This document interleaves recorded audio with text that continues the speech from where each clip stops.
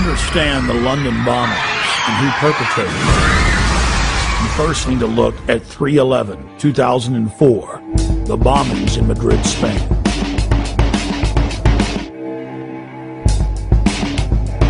Years after the blast that rocked trains in the city of Madrid, Spain, the government admits that Al-Qaeda had no connection to the attacks. Every one of the supposed bombers had intimate links to the Spanish security services, including the head of their bomb squad. The alleged leader of the bombers, who reportedly gave dynamite to the terrorists, was connected to the Madrid bomb squad. And we see the exact same earmarks, the same MO in the London bombings that we witnessed in Madrid. On the morning of July 7th, 2005, 3 trains and a city bus were ripped to pieces when 4 military-grade explosive devices detonated. At 8:50 a.m., 3 explosive devices simultaneously detonated on 3 separate trains. Within minutes, eyewitnesses were reporting to the press that there had been multiple terror attacks, despite the fact that 3 train cars were burning wrecks strewn with dead and dying Londoners. Scotland Yard, for over an hour and a half, claimed that all of the disruptions were simply caused by a power outage in the London Underground. Power surge on the Underground, that's what we heard. I mean, the bus was about an hour after the Underground, so that's when I think everybody knew that it wasn't what it was, you know. I think it was just an excuse, power surge, whatever. Why would they say that, though, knowing it wasn't? Trying to cover up, probably, you know what I mean? So there wasn't no panic and everybody sort of like just... Tools used by governments as a smokescreen is staging exercises or drills at the exact same time and exact same places as real events. When the Oklahoma City Federal Building was bombed, the Bureau of Alcohol, Tobacco, and Firearms was staging an anti-terror drill with their bomb squad on the morning of April 19, 1995, at the same time that the real event took place. On the morning of September 11, 2001, the Pentagon was running 5 separate drills, 2 of the drills targeting the exact same targets at the exact same time. That caused NORAD to stand down, believing it was just a drill. And London was no different.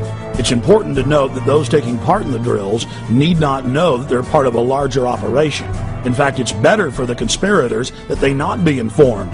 One of the chief reasons this is done is so that if any of the operatives carrying out the attack are caught by other elements of the government, they can simply claim that they were taking part in a drill or an exercise.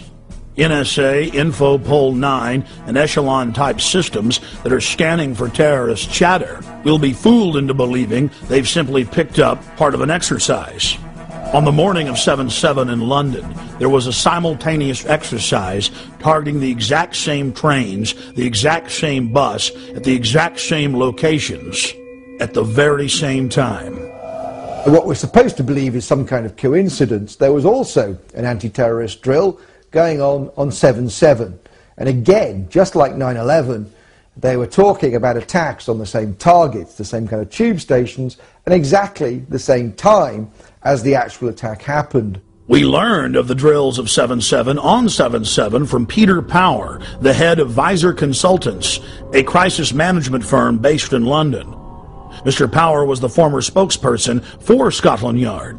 Mr. Power told National British Television, ITN News, about the drills.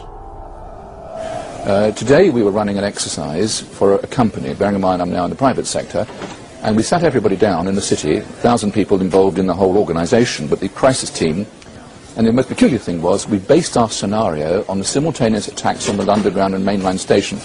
So we had to suddenly switch an exercise from fictional to real. And one of the first things is, get that bureau number. When you have a list of people missing, tell them. And it took a long time.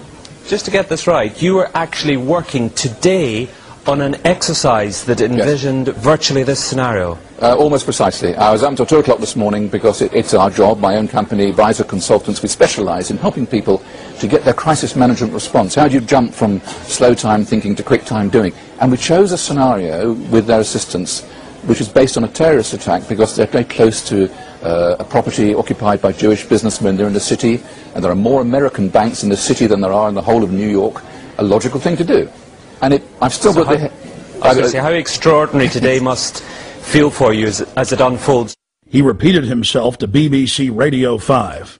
The thing that concerns me is that what are we doing for the thousands of men and women actually who are in London working? And I say that because at 9:30 this morning we were actually running an exercise for over a company of 1,000 people in London based on simultaneous bombs going off precisely at the railway stations that happened this morning.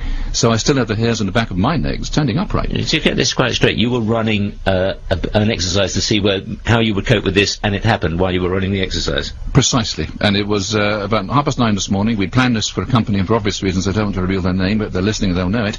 We had a room full of crisis managers for the first time they met, and so within 5 minutes we made a pretty rapid decision, this is the real one.